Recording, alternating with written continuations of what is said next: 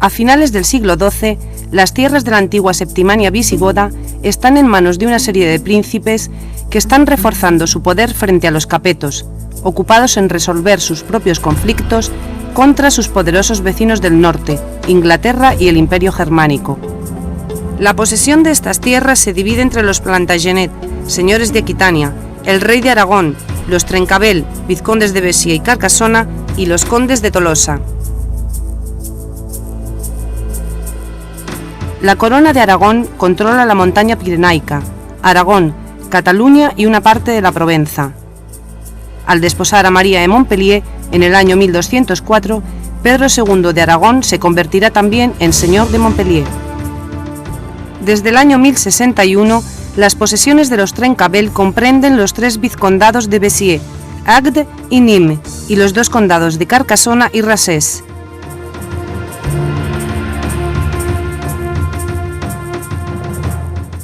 Todos ellos están cercados por las tierras de sus poderosos vecinos, la Corona de Aragón y los Saint-Gilles, sus señores, que controlan un vasto territorio que se extiende desde la Genée hasta el Marquesado de Provenza, y que comprende el Ducado de Narbona, el Condado de Foix y las regiones de Quercy, Tolosa, Rouergue y Vivar. Algunos feudos del conde de Tolosa rinden vasallaje al rey de Francia, otros al Sacro Imperio, y algunos, como el condado de Melgueil, cerca de Montpellier, son vasallos del Papa.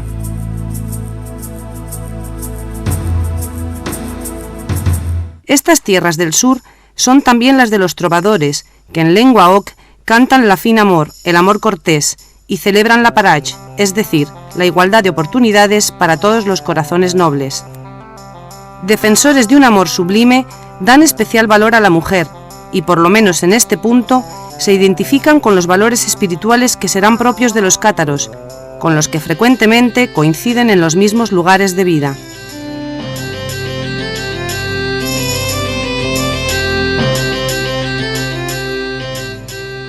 El poder se encarna en la realidad de ciudades importantes como Tolosa, manifestándose a través de instituciones municipales cuyos privilegios son celosamente protegidos. Pero también se encuentran los castra, pequeñas aglomeraciones, en ocasiones fortificadas, en las que el poder se divide, como la propiedad, entre los herederos. Esta división de hecho, que excluye la autocracia feudal, favorece igualmente el diálogo en el seno de la comunidad. En el terreno económico, Cahors es una reputada plaza financiera, tanto que se usará el término caorsan para aludir a la gente del mundo de las finanzas. La primera letra de cambio es emitida en Marsella en el año 1200 y los molinos de Tolosa constituirán una sociedad de accionistas. Pero esta atmósfera de cortesía, de diálogo y de prosperidad es perturbada por las bandas de salteadores de caminos. Vascos y aragoneses, que es como son denominados, provocarán un clima de inseguridad en estas tierras de la lengua oc, en las que radicará el catarismo.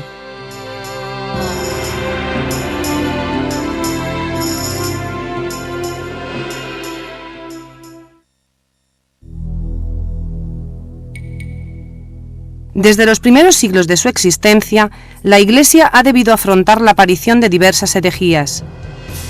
Algunas divergen de la ortodoxia en lo relativo a la naturaleza de Cristo.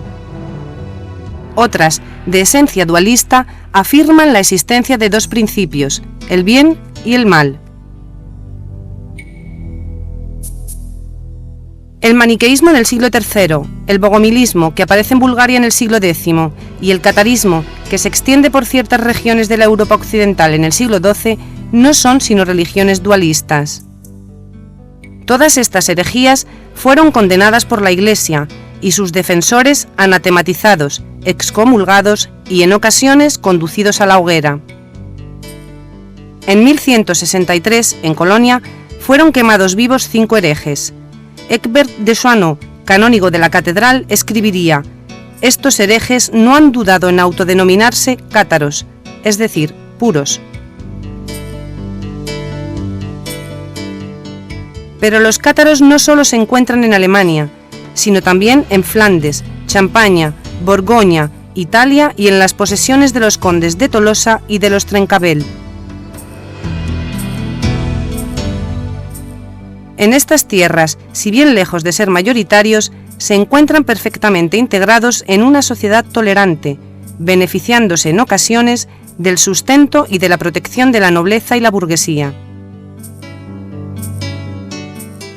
Para extirpar la herejía de las tierras de Oc, la Iglesia pondrá en práctica un dispositivo de represión sin precedentes, convocará 2 cruzadas e instituirá un tribunal de excepción, la Inquisición.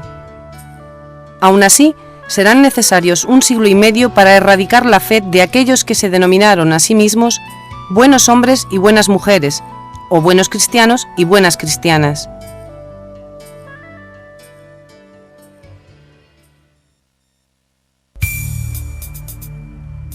La religión cátara se conoce gracias a las relaciones de los interrogatorios de la Inquisición y a los tratados destinados a refutar su doctrina.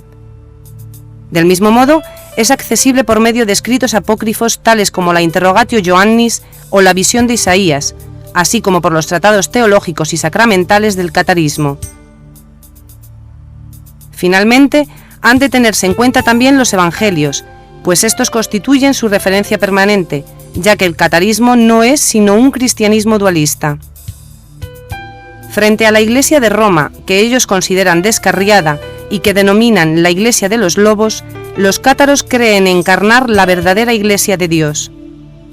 Para ellos existen 2 creaciones, la del bien, obra de Dios, y la del mal, la de la nada, la del mundo visible y el tiempo. Estas 2 creaciones o principios se funden en el ser humano. Su alma inmortal está encerrada en la prisión carnal que constituye el cuerpo. Consideran que Cristo no vino a la tierra para lavar el pecado original, sino para revelar a los hombres la vía de liberación que permitirá a las almas, desviadas por el principio del mal, volver al reino de Dios. Esta vía de liberación no es otra que el bautismo por el Espíritu, el único sacramento practicado por los cátaros, el que Jesús concedió a los apóstoles. El Padre Nuestro es la única plegaria que rezan los cátaros. Rechazan la Eucaristía y la cruz, expresión y símbolo de un suplicio que consideran supuesto. Igualmente, refutan el principio del libre albedrío. El hombre no puede elegir entre el bien y el mal, y por lo mismo, todas las almas están llamadas a conocer algún día la salvación eterna. Para ello, las almas deben estar puras, liberadas del mal por medio del bautismo. Si no lo están o no lo están lo suficiente, se reencarnarán en una nueva túnica de piel. Para los cátaros, los verdaderos pecados son aquellos que conciernen al alma, aquellos que Cristo condenó en el Sermón de la Montaña: asesinato, adulterio, robo, perjurio y blasfemia. Sin autoridad suprema, la Iglesia cátara tiene unas estructuras flexibles.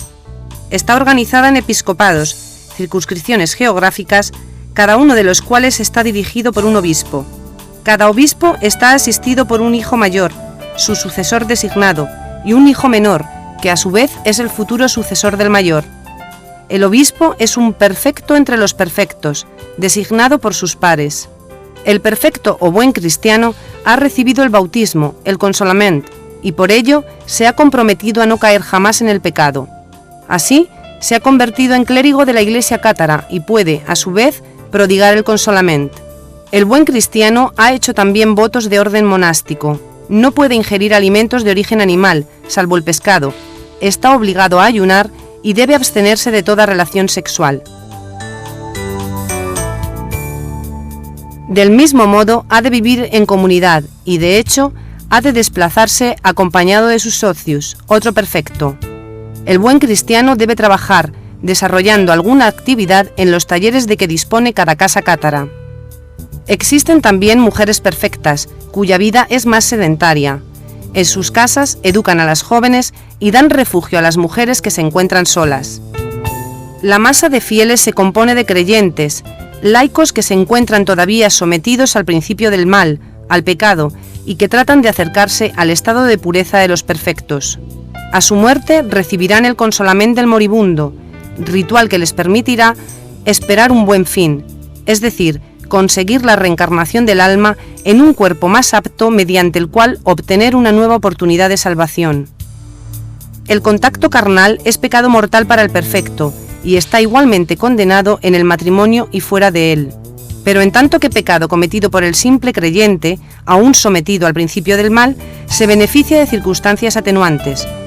Se trata, en efecto, de un mal necesario, pues proporciona nuevos cuerpos para las almas en busca de reencarnación.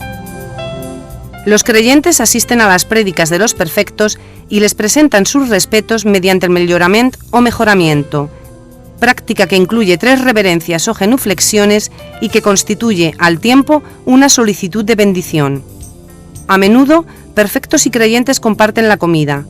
En estas ocasiones, los buenos hombres bendicen el pan, que convertido así en pan supersubstancial, es símbolo del alimento espiritual y se distribuye entre los comensales. Otro rito cátaro es el aparellament, confesión pública a la cual se somete una comunidad cátara. El beso de la paz clausura las ceremonias, se intercambia entre los perfectos y los creyentes y remarca la comunidad de espíritu de la asamblea. De esta religión que hace gala de su desprecio por el mundo terrenal, apenas si se han conservado vestigios materiales. Ninguna iglesia, ninguna imagen, solamente algunos símbolos aislados, de difícil interpretación, que jalonan el espacio en que arraigó antes de ser perseguida.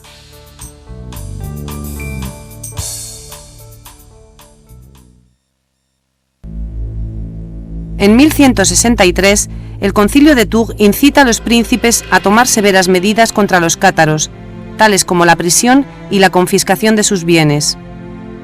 Pero en Occitania no se cierran las puertas al diálogo. Así, en 1165 los cátaros, llamados desde entonces albigenses, son invitados a tomar parte en una asamblea de prelados católicos convocada en Lombergs, cerca de Albi.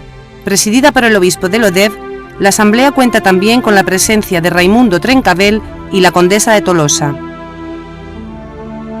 La herejía progresa y se organiza en el concilio cátaro de San Félix de Caraman, celebrado en 1167 en presencia del patriarca Nicetas de Constantinopla, obispo bogomilista y de Marco, representante de la comunidad lombarda. Este concilio precisa las áreas geográficas de los obispados de Agen, Tolosa, Albi y Carcassona. En 1177, Raimundo V de Tolosa, preocupado por la expansión de la herejía en sus tierras, reconoce su impotencia en una carta enviada al cabildo de Citeaux. En respuesta, en 1178 llega a Tolosa una delegación dirigida por Pedro de Pavía, cardenal de San Crisógono, acompañado de Henri de Marcy, abad de Clairvaux. Pierre Moreau, un hombre rico de edad avanzada, adepto al catarismo, es obligado entonces a abjurar.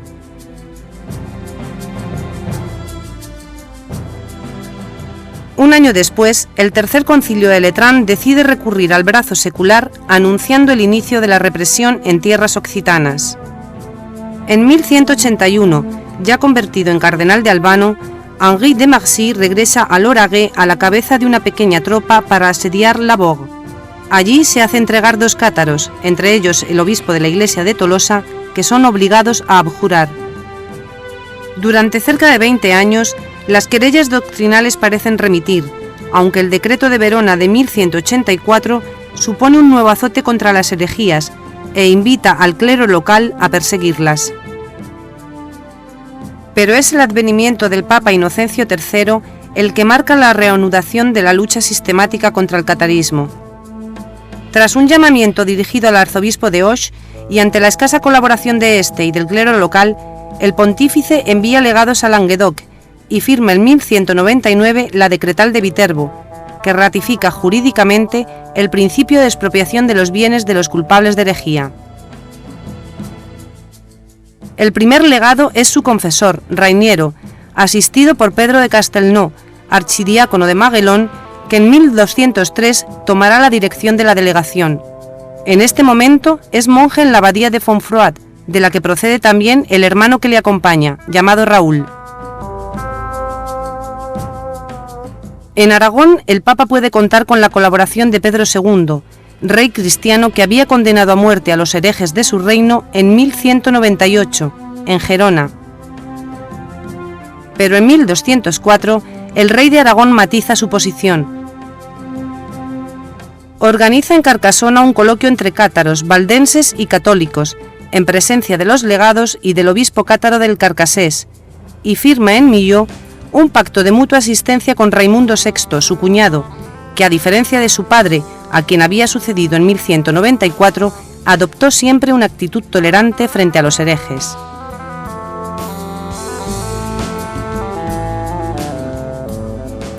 Inocencio III refuerza ahora la presencia de Citeaux en la solución de la crisis albigense, considerada negotium pacis et fidei, y designa como nuevo legado a su abad, Arnaud Amaury. Igualmente, invita al rey de Francia, Felipe II Augusto, a intervenir en el Midi, primero en 1204 y luego en 1205, en ambas ocasiones sin éxito. En 1206, 600 cátaros participan en un concilio en Mirepoix y piden a Raimundo de Pégueil que prepare la defensa del castillo de Montsegur. En ese mismo año, el obispo de Osma y su viceprior, Domingo de Guzmán, se encuentran en Montpellier con los desalentados legados del Papa, a quienes aconsejan combatir la herejía en su propio terreno, renunciando al aparato que les rodea. Predicando con el ejemplo, despachan el suyo propio y acompañan a los legados en su periplo apostólico, a pie y viviendo de la limosna. En Servian, Béziers y Verfeil, sus prédicas obtienen resultados esperanzadores. En 1207, Domingo de Guzmán funda un convento de monjes de clausura en Prull, en Lauragais, en el corazón del país cátaro, y en Montreal participa, junto con Diego de Osma, en un coloquio contradictorio con los cátaros, quienes sugieren someter los escritos de ambas partes a la prueba del fuego. El de Domingo, que fue arrojado 3 veces a las llamas, salió intacto de la prueba. En el mismo año tuvo lugar otro debate en Pamiers. En él participaron Fulk, obispo de Tolosa, Diego de Osma, Domingo de Guzmán, los cátaros y los valdenses. Fue en esta ocasión en la que Esclarmont, perfecta y hermana del conde de Foix, hubo de escuchar: «Señora, vaya a hilar con su rueca, no le corresponde hablar en estas reuniones». En 1216, Honorio III, sucesor de Inocencio III, aprobará la regla de los hermanos predicadores, los dominicos.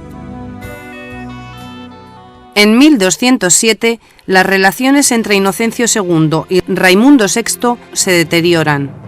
El Papa excomulga al conde, a quien acusa de emplear mercenarios, de no respetar la paz de Dios, de expulsar al obispo de Carpentras y de dar protección a los herejes en sus tierras, que el pontífice amenaza con exponer como recompensa. Una vez más, nuevamente sin fortuna, el Papa solicita la intervención del rey de Francia. En enero de 1208, advirtiendo el peligro, el conde de Tolosa cita a Pedro de Castelnau en Saint-Gilles, con el fin de reconciliarse con la Iglesia. La reunión, agitada, se saldó con un fracaso. El 14 de enero, el legado pontificio fue asesinado en las riberas del Ródano.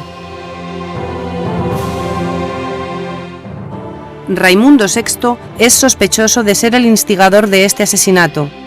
Inocencio III lanza entonces un llamamiento a la cruzada contra los cátaros, la única cruzada jamás conducida en tierras católicas. Se cumplió así la terrible profecía de Domingo de Guzmán: allí donde no sirva la bendición, servirá el bastón.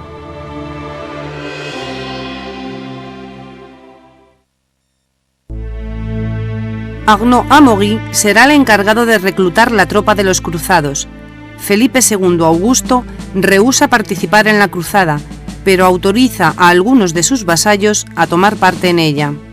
Raimundo VI multiplica entonces las iniciativas diplomáticas. Se encuentra con Arnaud Amaury en Aubenas y a finales del año 1208 envía una embajada a Roma bajo el mando del arzobispo de Auch. Al mismo tiempo, propone a Trencavel la constitución de un frente común, pero este rechaza la propuesta.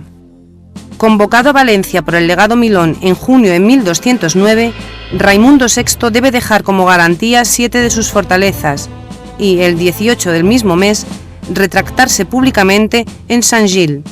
El conde jura entonces combatir a los herejes y hábilmente solicita portar la cruz, poniendo así sus tierras bajo la protección del Papa.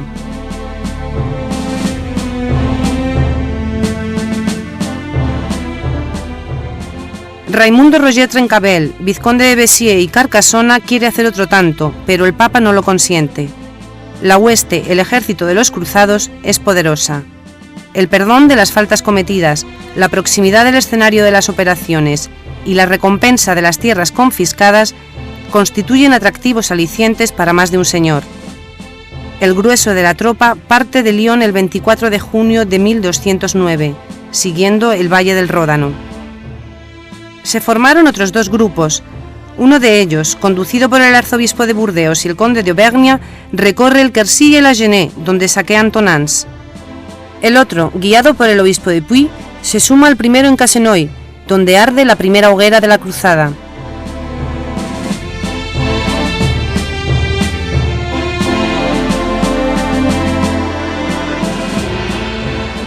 El 21 de julio de 1029, Arnaud Amaury y los cruzados llegan ante Béziers. Sus habitantes se niegan a rendirse y a entregar a los cátaros. Algunos intentan buscar una salida para afrontar al ejército. A su regreso no consiguen cerrar a tiempo los pesados rastrillos y contener la horda de mercenarios y truhanes. «Matadlos a todos, que Dios reconocerá a los suyos», dice Arnaud d'Amaury a la soldadesca. La villa es saqueada. La matanza prosigue incluso en la casa de Dios. La canción de la cruzada de Guillermo de Tudela nos dice que los cruzados sembraron un salubre terror.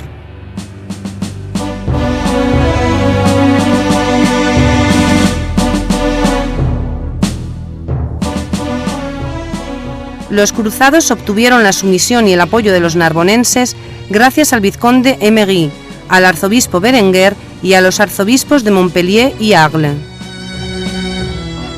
Después, la hueste cabalga hacia Carcassona, a donde se ha retirado Trencabel.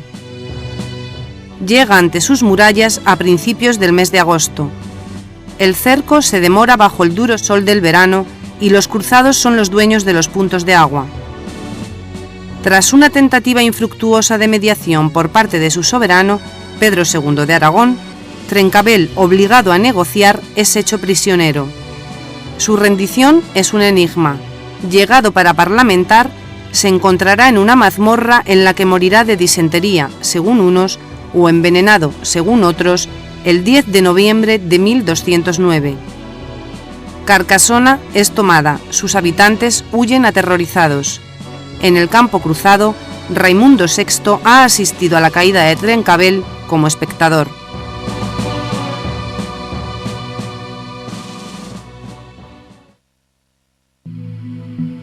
Arnaud Amaury quiere dar el feudo de Trencabel a un noble cruzado, pero muchos declinan la oferta. Su servicio en la hueste es solo por un periodo de 40 días. Además, ninguno quiere desposeer a otro señor, por más que haya sido acusado de herejía. Finalmente, uno de ellos acepta, convirtiéndose al mismo tiempo en el director de la cruzada. Procede de la isla de Francia y se llama Simón de Montfort. Simón de Montfort debe someter las tierras que acaba de recibir. La tarea es difícil, pues no cuenta más que con una treintena de señores.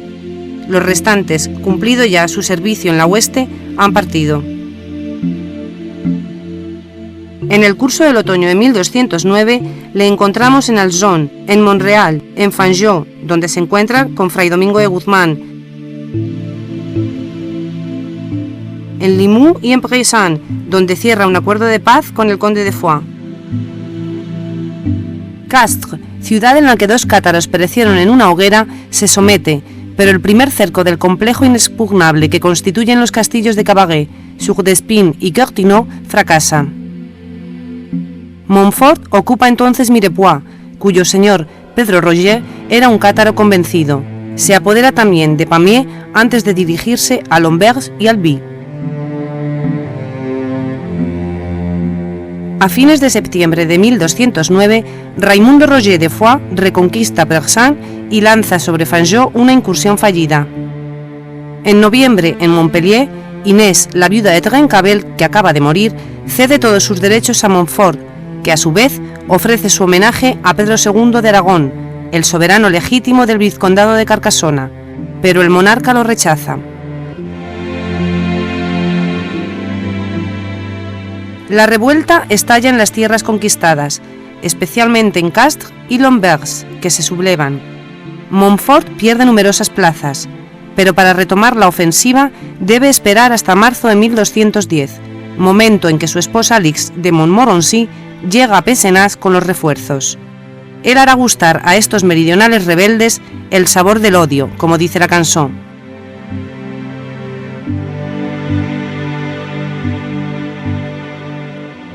Montfort reprime Bram salvajemente, infligiendo a sus defensores más pertinaces un castigo ejemplar.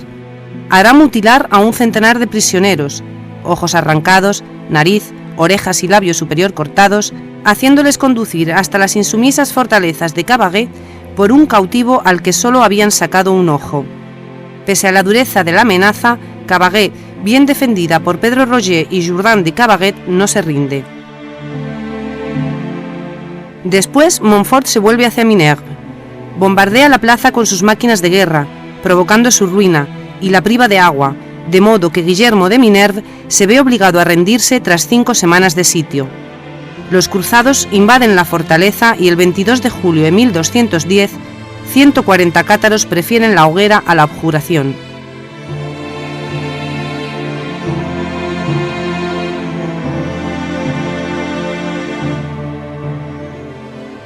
Caen otras fortalezas.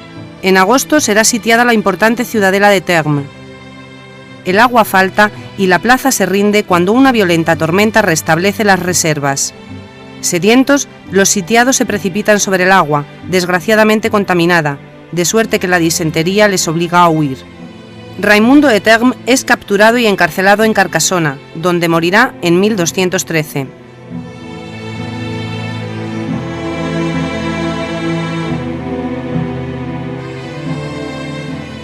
Después es el castillo de Puybert el que se somete a la autoridad del jefe de los cruzados.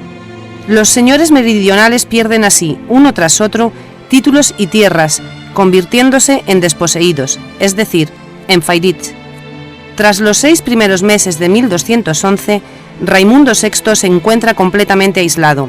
En efecto, en enero de dicho año, una conferencia reúne en Narbona y después en Montpellier a los legados del Papa, Arnaud Amaury, Thedis, Raimundo d'Uzès, los señores del Mediodía y Simón de Montfort. En esta ocasión, Pedro II se hace garante de la neutralidad del conde de Foix y termina por aceptar el homenaje de Montfort, concertando el matrimonio de su hijo Jacques con Amicy, la hija del jefe de la cruzada. Raimundo VI, indignado, rechaza las inaceptables condiciones que los legados quieren imponerle. Será excomulgado el 6 de febrero, estado en el que permanecerá hasta su muerte.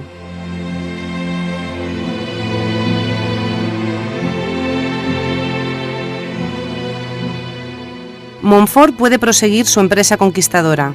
En marzo se hace dueño, sin combate, del castillo de Cavaret.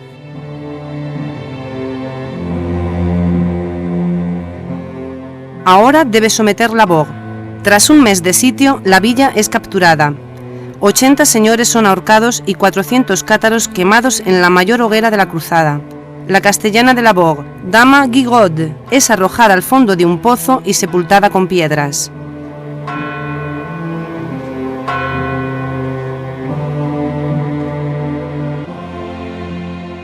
Algunos días más tarde, Puylaurens es ocupado y unos 60 cátaros son quemados en el burgo de Cassés. En mayo, Balduino, el hermano de Raimundo VI, entrega la plaza de Montferrand a Montfort. Esta traición se explica por la fragilidad de los lazos que unían a los dos hermanos. Mal dotado en tanto que segundogénito, Balduino jamás dio prueba de entusiasmo por la causa occitana. Raimundo VI nunca le perdonará y le hará ahorcar sin piedad en Montauban el 17 de febrero de 1214. En los albores del verano de 1211, los cruzados parten en campaña al Rouergue y al Albigeois. Rebastans, Gaillac, Puiselcy y Saint-Antonin abren sus puertas. Bruniquel, donde se encuentra Raimundo VI, pasa al campo cruzado y Montfort dona el castillo a Balduino. El 17 de junio de 1211, Montfort asedia Tolosa por primera vez, pero fracasa. Tras una incursión sobre Foix, parte en peregrinación a Rocamadour, no sin antes pasar por Cahors, su nuevo feudo. El obispo de esta villa le había jurado homenaje ante los muros de Tolosa en presencia de Fray Domingo de Guzmán.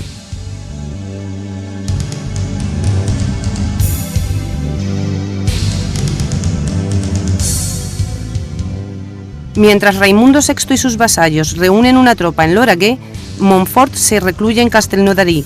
La batalla, en septiembre de 1211, es de resultado dudoso, pero cada bando reivindica la victoria. Montfort pasa la Navidad en Castres, antes de comenzar la campaña de 1212, porque ninguna plaza es conquistada de modo definitivo. Caussac, Gaillac, Rabastens y Montaigu caen o recaen en marzo. En abril y mayo les llega el turno a Hautpoul, Puy-Lorrains, Saint-Marcel, La Guépie y Saint-Antonin.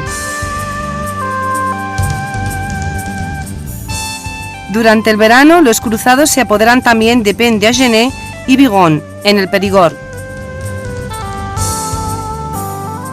La toma de Moissac, en Quercy, tiene lugar en este momento.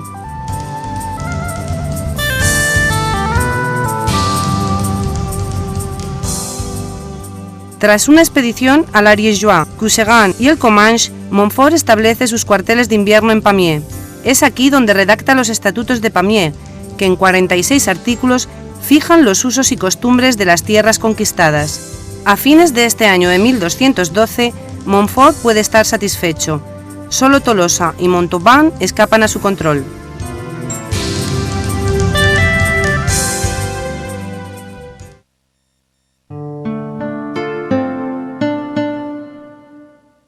Raimundo VI parte a Aragón para solicitar el apoyo de Pedro II, su cuñado. Este último, reciente y flamante vencedor de los almohades en la batalla de las Navas de Tolosa, el 12 de julio de 1212, convence al Papa para poner fin a la cruzada, pero en enero de 1213, en el concilio de la Bourg, el partido de los halcones bloquea el proceso de paz. Así, Pedro II extiende su protección real a las posesiones norpirenaicas de los condes de Tolosa, Comminges y Foix, así como sobre el vizcondado de Béarn, constituyendo de este modo un vasto estado mediterráneo, desde el Ebro hasta más allá del Ródano. Esta soberanía comporta una ayuda militar. Las tropas de Pedro II se unen ahora a las de sus vasallos ante Muguet, ocupada por los cruzados. El 12 de septiembre de 1213, los dos bandos se enfrentan en una batalla en la que los occitanos cuentan con una gran superioridad numérica, pero Pedro II encuentra la muerte durante el combate y su desaparición marca el inicio de la derrota occitana. Tras la batalla de Muret, la situación se torna confusa. Raimundo VI se refugia en Inglaterra. Pese a ello, Montfort no invade Tolosa, que estaba a su alcance, sino que parte a sofocar los tumultos que han estallado en Provenza. Con la amenaza de una intervención de Juan sin Tierra, que había desembarcado en La Rochelle en febrero de 1214, la situación de los cruzados se complica. Se necesitará toda la habilidad del nuevo legado pontificio, Pedro de Benevento, para obtener la sumisión a la Iglesia de los condes de Comminges y de Foix, que se producirá en virtud de los juramentos de Narbona en abril de 1214. De regreso a sus tierras, Raimundo VI se verá forzado a plegarse. Pero Montfort, siempre en la brecha, prosigue en junio su obra de conquista en el Perigord y en la Rouergue. Los capetos abandonan ahora su política de espera, y en la primavera de 1215, el príncipe Luis, hijo de Felipe II Augusto, marcha en peregrinación al Midi. En compañía de Montfort, que había acudido a recibirle a Viena, entra en Tolosa tras haber hecho destruir sus defensas. El destino de Raimundo VI se juega en el curso del Concilio de Letrán, en noviembre de 1215. Es desposeído de sus derechos en favor de Montfort, que se convierte así en conde de Tolosa. Los cánones de este cuarto concilio ecuménico, presidido por Inocencio III, ratifican las disposiciones antiheréticas de los concilios locales precedentes. Los herejes son privados de sus bienes, que son confiscados, pierden su ciudadanía y son declarados no aptos para los cargos públicos.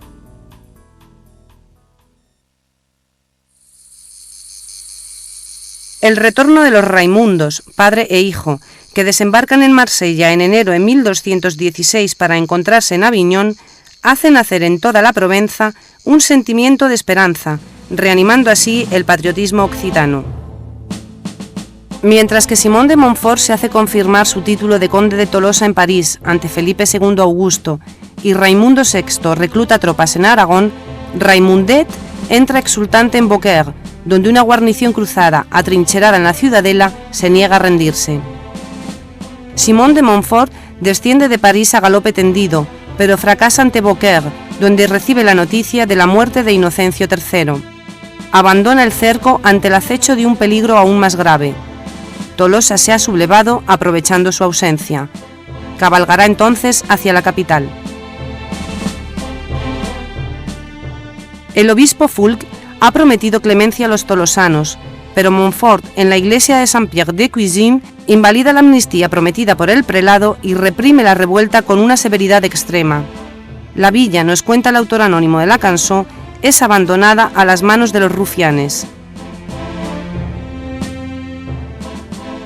Después, Montfort se dirige a Tarbes para establecer su soberanía sobre la Bigorra.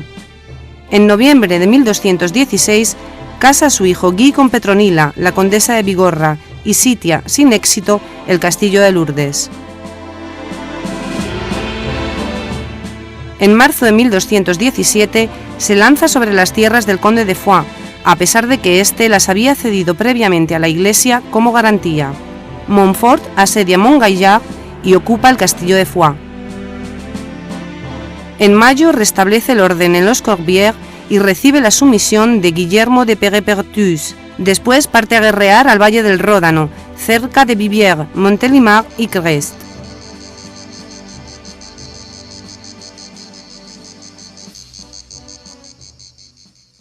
Durante su ausencia, en el mes de septiembre, los señores del Midi, Raimundo VI de Tolosa, Roger Bernard de Foix y Bernard de Comminges se encuentran en Saint-Lizier y deciden unir sus fuerzas contra los franceses. Raimundo VI entra en Tolosa por el vado de Basacle el 13 de septiembre de 1217, siendo aclamado por todos los tolosanos que se presentan ante su señor. Defiende la villa y confirma el consulado que Simón de Montfort había intentado abolir. Este último, que había regresado rápidamente, llega a comienzos de octubre al Campo Cruzado, situado a los pies de los muros de la fortaleza. Comienza el segundo cerco de Tolosa, que durará 10 meses. A fines de mayo de 1218, Raimundo VI designa como heredero a su hijo, el joven Raimundo, que entrará en Tolosa algunos días después. Durante este tiempo, los ataques son terribles, pero la ciudad resiste. La apuesta es alta. Montfort ha jurado reconquistar Tolosa o morir bajo sus muros. El 25 de junio de 1218, la lucha es encarnizada, y Guy de Montfort, el hermano de Simón, es herido por una ballesta. Montfort acude junto a él. Desde lo alto de las murallas, un grupo de mujeres dispara una catapulta contra los cruzados. Una piedra golpea el brillante yelmo de Montfort, rompiéndole el cráneo. Simón se derrumba. Un canto se eleva en Tolosa. Montfort ha muerto. Viva Tolosa gloriosa y poderosa. Tornan la pace y el honor.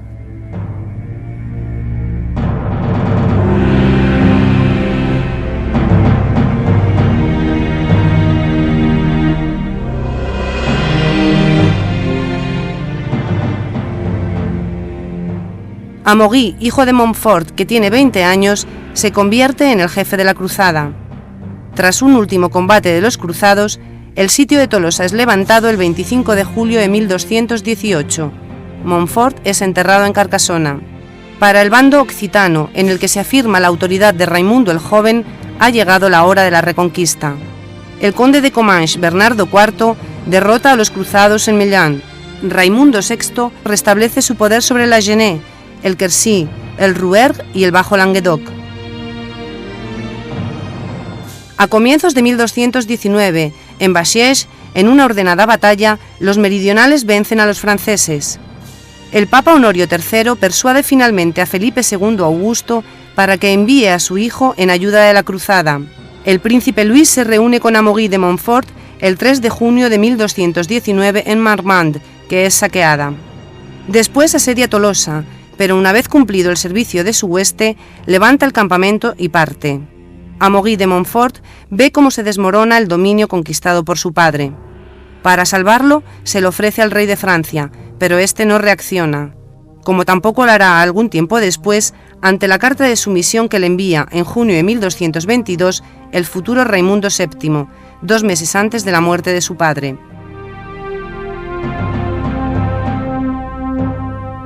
Desaparecen ahora 2 actores de este drama. Raimundo Roger de Foix, en marzo de 1223, tras haber liberado Mirepoix, y Felipe II Augusto, el 14 de julio. En enero de 1224, el armisticio de Carcassona ratifica la derrota de Montfort. El joven Trencavel, hijo de Raimundo Roger de Trencavel, muerto en las prisiones de Carcassona en noviembre de 1209, regresa del exilio y recobra su feudo durante unos años.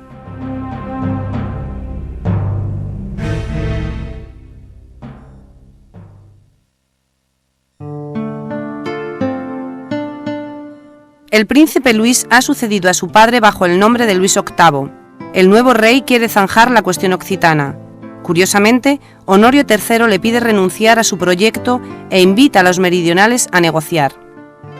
En Montpellier, en agosto de 1224, y ante Arnaud-Amaury, Raimundo VII, Trencavel y el conde de Foix prometen combatir la herejía y reconocer la autoridad del rey. Pero sorprendentemente, el Concilio de Bourges de 1225 no se muestra satisfecho con los juramentos de Montpellier. Raimundo VII es desposeído y excomulgado. Obtendrá su absolución a condición de abandonar todos sus dominios y de renunciar a ellos para siempre, cláusula esta inaceptable. Tal rechazo provocó la Cruzada Real. En 1226, el propio Luis VIII tomó el mando. Aunque Aviñón le opuso una resistencia feroz, capituló tras un largo sitio el 12 de septiembre de 1226. Las villas del Midi se sometieron al conocer la llegada de las tropas de Luis. El recuerdo de Marmande aún estaba vivo.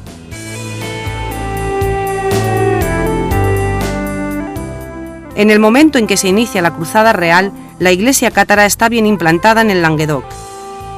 Cavaret se ha convertido en uno de sus santuarios, y en el Concilio de Pieux de 1226, un centenar de prefectos, reunidos en torno a Guillabert de Castres, deciden crear el nuevo obispado cátaro de Razés entre el de Carcassés y el tolosano.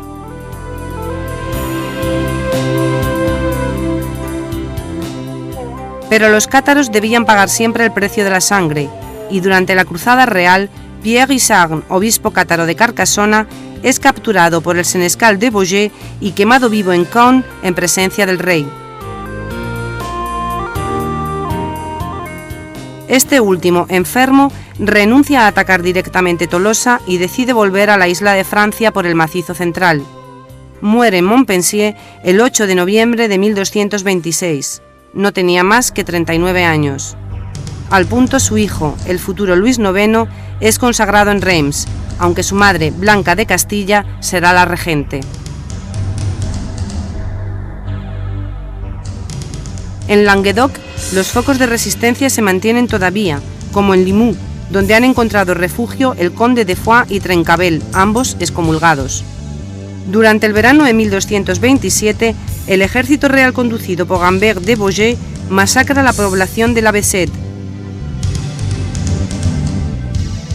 y en mayo de 1228, en Castelsarrasin, Raimundo VII consigue una aplastante victoria sobre las tropas reales, que poco después asedian Tolosa y arrasan los cultivos. Pese a no haber sido vencido, Raimundo VII prefiere negociar.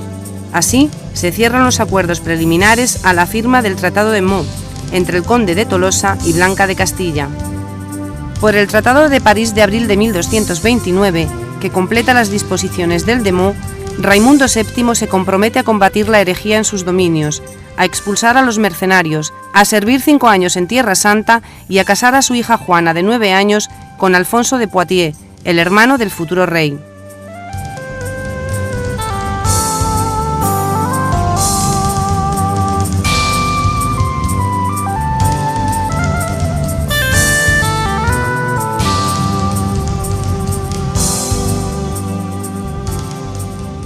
Además, pierde 2/3 de sus estados y debe hacer penitencia ante Notre Dame. El 25 de abril de 1229 escribe a Roger Bernard de Foix para aconsejarle que acepte la paz. Es un auténtico ejército cruzado el que se encuentra el conde de Foix en Saint-Jean-de-Verge el 16 de junio de 1229. Debe aceptar someterse. El Languedoc conoce desde entonces la denominada paz de la Iglesia y del Rey.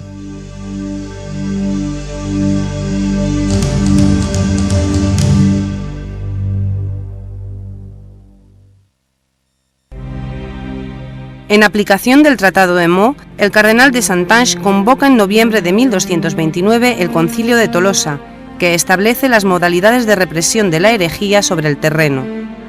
La fundación de la Universidad de Teología en Tolosa obedece fundamentalmente a esta decisión. Por su parte, Raimundo VII persigue sus objetivos: recuperar sus bienes y títulos, asegurar la continuidad de su dinastía y dar una sepultura cristiana a su padre. Pero el poder religioso le reprocha continuamente su tibieza en la lucha contra los herejes. Debe dar muestras de buena voluntad y por ello, el 20 de abril de 1233 promulga en Tolosa un edicto contra los cátaros. En este mismo año, el Papa Gregorio IX confía a los hermanos predicadores la dirección de la Inquisición, hasta la fecha en manos de los obispos. Los excesos cometidos por sus tribunales le valen la firme y declarada oposición de Raimundo VII, así como la hostilidad de poblaciones como Albi, Narbona, Cordes y sobre todo Tolosa.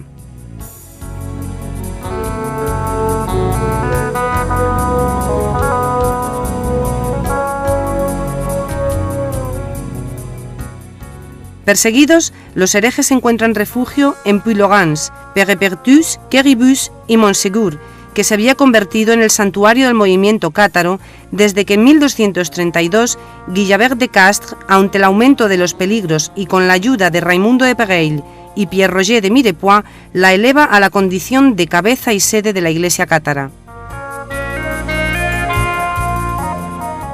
A finales del verano de 1240, Trencavel intenta reconquistar su dominio con el apoyo de otros faidit. Asedia Carcassona desde el 7 de septiembre hasta el 11 de octubre, tras haberse apoderado de Limoux, Montpellier, Montréal y Cessac.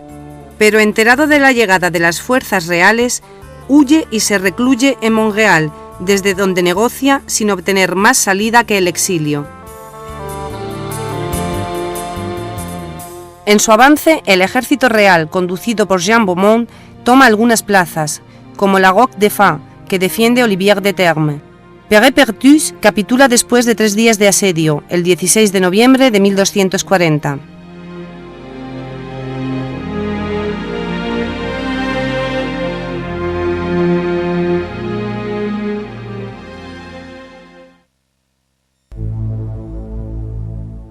Raimundo VII no ayuda a Trencavel, pero tampoco colabora, por supuesto, con Luis IX, quien le reprocha su actitud.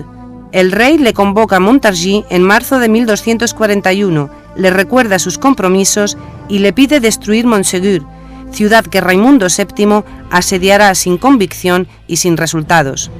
En realidad, al mismo tiempo, Raimundo está fomentando una coalición contra la corona de Francia junto con Hugo de Lusignan, conde de la Marche, y Enrique III de Inglaterra, quien desembarca en Royan el 20 de marzo de 1242.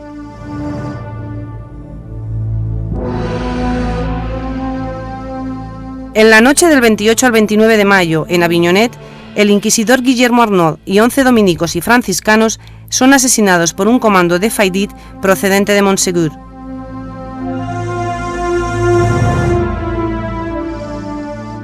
Soplan vientos de revuelta en el Midi. Raimundo VII es excomulgado y la coalición en la que él participa activamente se derrumba tras la batalla de Taillebourg, en julio de 1242. Definitivamente vencido, se somete a Luis IX y firma la paz de Logis en enero de 1243. Recurre su excomunión ante el concilio de Béziers, que por otra parte decide la suerte de Montségur. La cabeza del dragón debe ser cortada.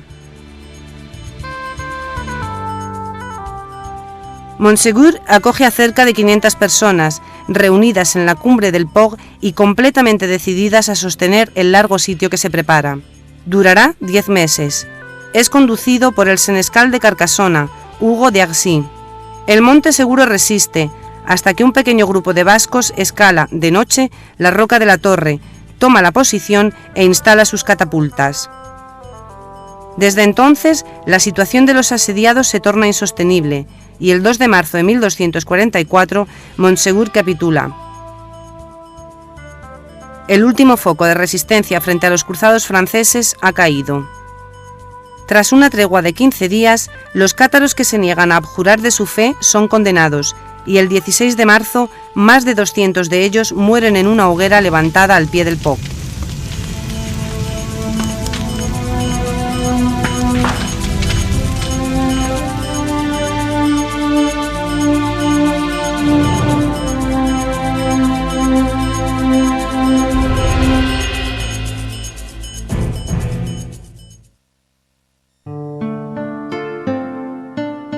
Tras la caída de Montségur, los cátaros que no parten al exilio, a Lombardía o Cataluña, pasan a la clandestinidad. El final de la vida de Raimundo VII lleva la marca de su derrota. Trata de casarse para tener un heredero que pueda salvar su dinastía. Del mismo modo, participa en una peregrinación a Santiago de Compostela. En Agen, en 1249, hace perecer en la hoguera a 80 cátaros. Un último gesto cruel e inútil. Él morirá en ese mismo año en Millau, cuando se disponía a partir a Tierra Santa. Será enterrado en Fontevraud. Alfonso de Poitiers, hermano de Luis IX, que se había casado con su hija Juana en 1237, se convierte en conde de Tolosa. En 1246, Trencavel ha abandonado definitivamente sus derechos a la corona de Francia. Solo resta el Fenouillet, donde resisten dos fortalezas, pero Puylaurens termina por rendirse y Quéribus depone las armas en 1255. Por el Tratado de Corbeil de 1258, el rey de Aragón renuncia a su soberanía sobre todas las tierras situadas al norte de la Glie. Cuando Juana y Alfonso de Poitiers mueren en 1271 sin descendencia, todo el Languedoc pasa a formar parte del Reino de Francia. La herejía perseguida vive sus últimos episodios dramáticos. El 13 de febrero de 1278, en Italia, en la arena de Verona, son quemados 200 herejes capturados en 1276 en Sirmione. En Languedoc, a partir de 1284, la Inquisición persigue a los herejes en Cordes, Albi y Carcassona.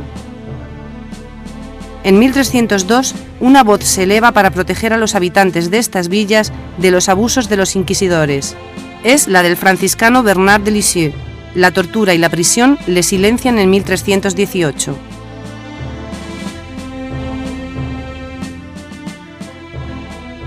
En 1296, Pierre Gautier, notario en Nas-le-Terme, y su hermano Guillaume partieron al Piamonte para hacerse ordenar buenos cristianos. De regreso, ambos predicaron y consolaron por los caminos de Rassés y Sabartés, especialmente en Arques y Montaigu. Pero la Inquisición continuaba su siniestra labor. En 1305, 10 habitantes de Arques, asustados, se presentan ante Clemente V en Lyon para abjurar y obtener su perdón. En 1309 se organiza una expedición contra los cátaros en Montaigu, donde numerosos habitantes serán interrogados entre 1318 y 1324 por el obispo de Pamiers, Jacques Fournier, futuro Papa Benedicto XII.